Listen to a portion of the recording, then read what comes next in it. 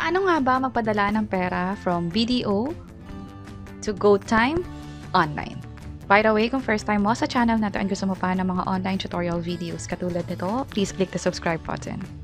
Na-install ko na yung BDO mobile app. Pwede na akong mag-login dito. Pwede yung PIN o yung fingerprint. Depende kung ano yung sinetup mo nung first time mong nag-install ng BDO app.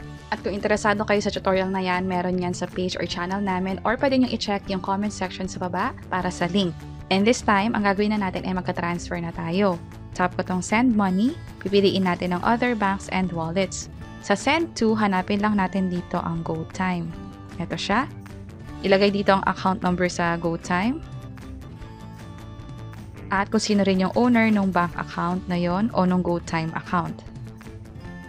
Next naman ay yung amount. Ang minimum ay 100 pesos, ang maximum naman ay 50,000 pesos. Para sa send from, piliin ang account o yung bank account mo sa BDO na panggagalingan ng perang padala. Para sa notes, optional lang siya, so hindi ko na siya lalagyan ng info. Pero nasa sa inyo kung gusto nyo siyang lagyan ng details dito. Tap ko na yung send. Merong service fee na 10 pesos. Sa kada padala natin via InstaPay dito sa BDO, may charge talaga siya na 10 pesos. I-review lahat ng information kung tama at kapag okay na, i-tap itong confirm. I-approve ito gamit yung fingerprint mo. At hintayin lang ang status na katulad nito. And finally, magkakaroon na ng sent na confirmation. Meron ditong reference number at invoice number. Pwede nyong i-save itong image sa phone ninyo o di naman kaya, i-share nyo na lang din dun sa taong pinagpapadalahan ninyo as proof na nagpadala na nga kayo ng pera gamit yung BDO account ninyo.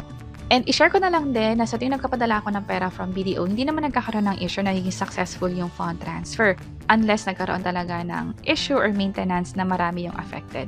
And kapag ganyan, pwede kayong tumawag o mag-report sa BDO. But again, hindi pa naman yan sa akin nangyari. Pwede nyo na rin itry sa ending nyo. And kung may question kayo na paano ka nakapag-register sa BDO mobile app kapag ba merong BDO bank account, meron ka na ring online banking o pwede ka na maka-access sa app, kailangan nyo pa mag-register ng hiwalay at pinakita namin yung step-by-step tutorial guide dito sa video sa baba. Also, yung pag-install ng app for the first time. Sana makatulong and see you sa mga next videos. Bye-bye!